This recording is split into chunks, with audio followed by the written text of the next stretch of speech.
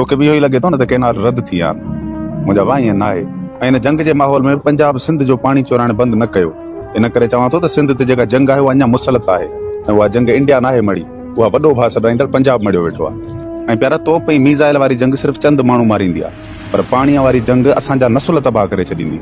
इन करे जेसीं ताईं असां सिंधी इहा जंग खटियूं नथा, असांखे ख़ामोश नाहे वेहणो। अच्छा, त पोइ अहिड़ी सूरत में यार पाण खे आख़िर छा करणु घुरिजे? प्यारा हाणे पाण खे बबुरलो जो मैदान ॿीहर सजाइणो पवंदो।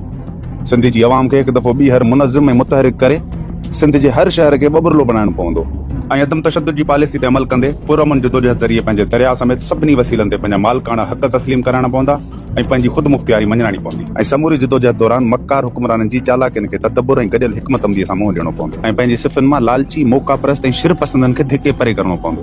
हिन समूरी हासिलात जे लाइ हर वतन दोस्त खे सिर तिरीअ ते रखी मैदान में लहणो पवंदो ऐं ज़रूरत पवण ते पंहिंजो सिर कटाइण लाइ तयारु रहणो पवंदो। मुर्शिद भिटाई जे हिन बेत वांगुरु त अॻियां अॾिन वटि पोयनि सिर संभाया, काट त पवी कबूल में मुछण भाई घट, कलाल की हट कुसण जो कूप वहे।